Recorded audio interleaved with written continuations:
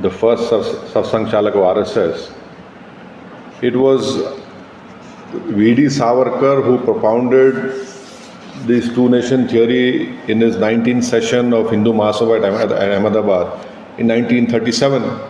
And later on in 1940, the two-nation theory was again used by Muslim League.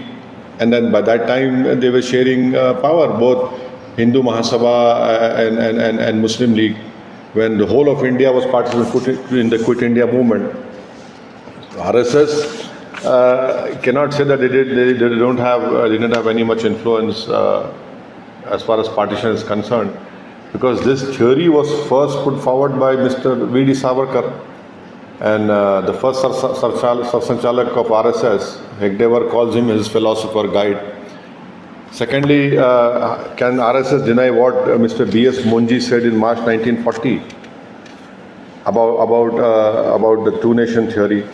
And moreover, can RSS deny what on the eve of independence of August 14, 1947, what our organizer wrote about Hindus and Muslims?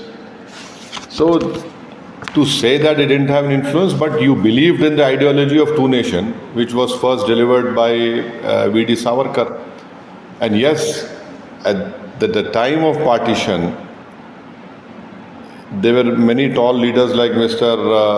Maulana Abul Kalam Azad, who wrote in his book that he went and met the tallest leaders of our freedom movement, that he didn't wanted partition of this country. He also advocated about 3 children policy, sir. The couple should have at least 3 children. Now, first thing is that RSS since its inception have continuously raised this bogey and lie that the Muslim population, the way it is growing, it will overtake the Hindu population. They've always been saying, oh, Muslims are giving birth to a lot of children, and then this and that, all nonsense they have propagated. But the fact of the matter is that was a complete white lie. The TFR rate of Muslims has fallen down, the way it has declined is higher than any other religion. And secondly, this whole boogie which RSS created about this Muslim population. In 1871-72, the first census was held. At that time, 73% of the population was Hindus and 21% of the population was Muslims. Now, look at it in 2011. It has increased. The Hindu population now in 2011 stands at 73.5% to 79.8%, and the Muslim population is 14.23. Third and important point is that didn't Mr. Narendra Modi in 2019 in his speech from the ramparts of Red Fort had talked about population control? Didn't Narendra Modi gave speeches in 2024 Parliament election wherein he blamed the Muslim community for population rise? Now, these are the classic example of double speak of RSS and BJP, especially Mr. Narendra Modi and the present RSS Sarsangchalak.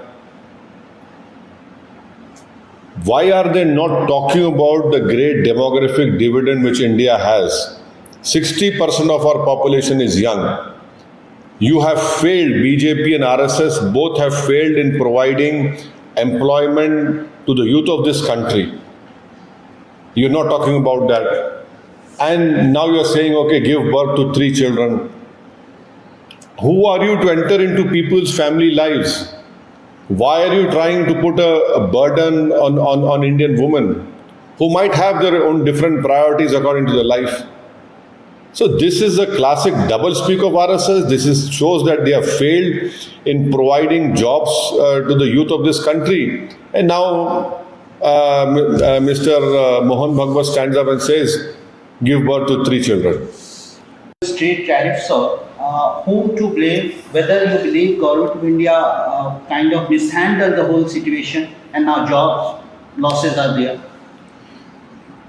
I definitely feel that the President Narendra Modi government should have read, should have visualized what was coming. And it is very surprising and shocking that after the Prime Minister met the newly elected US President in February of 2025, from February we are in August and we are facing 50% tariffs. So why didn't the Narendra Modi government had this could see that this was coming to us? Where is this? Where are all those Modi supporters who said, "Oh, Narendra Modi had a good equation with Trump during his first tenure, and this would be a cakewalk for us." Our gem and jewelry industry is going to be badly hit. Motor spare parts industry, half of that exports are worth 65,000 crores, at least 50% would be hit. Ready-made garments industry is going to take a big hit. What is the government going to do to support all these sectors? We want to know from them. Does the government has a plan? The government has no idea. The government is not coming to the rescue of these poor people who will be badly hit by this 50% tariff imposed by the US administration. And lastly, why aren't the BJP spokesperson condemning the statements which are being given by Mr. Navarro? And he puts a photo of the Prime Minister. Had that photo been put by the opposition leaders, what would have been the reaction of the BJP leaders? Why are they so quiet? Why are they afraid to speak out? Why are they just maintaining this radio silence on all these statements coming out by this person? And illegal migration as key reason behind demographic imbalance, and said while the government is trying to curb illegal immigration, society also need to do its part. The thousands of kilometers of border which we have with Bangladesh, did Narendra Modi raised even once when the deposed leader was kicked out by a popular revolution of Bangladeshis? Did Mr. Narendra Modi ask her, why are these Bangladeshis entering into India?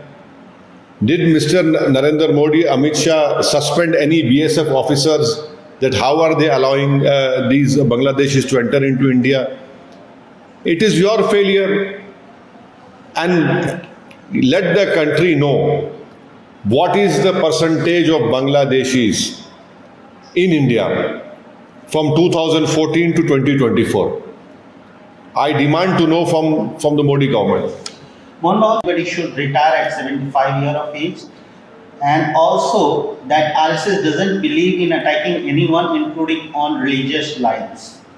Well, the second part of your question, there are numerous examples wherein Mr. Mohan Bhagwat called Muslims कि ये तो चोरी का सामान है.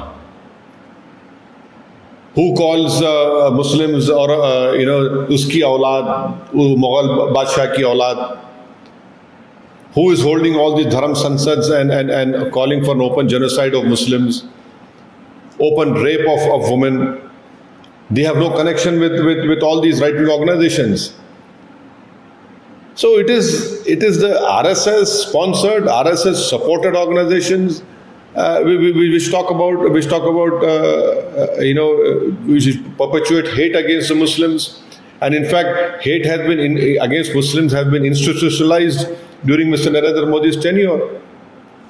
About race.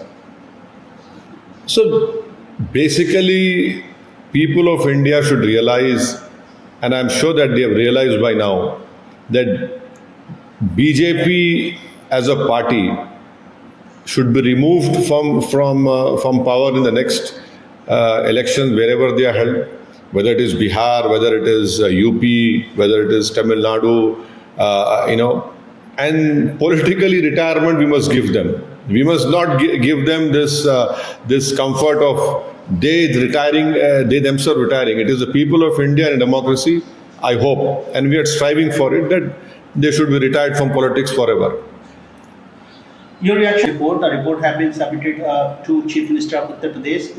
It says that only 15% of Hindu population has been left in the communally sensitive districts, sir, cities, sir.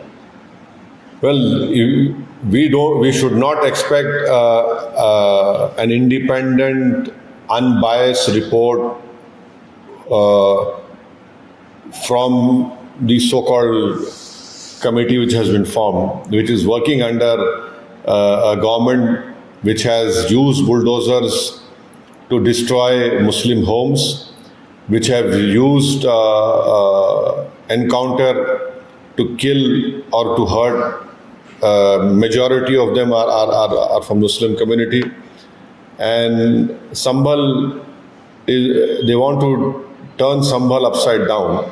They want to create a huge problem in people of Sambhal, and I'm sure that people of Sambhal will give a proper befitting reply to BJP and to all those so-called secular parties who are maintaining silence, and a befitting reply will be given by the people of Sambhal themselves, inshallah.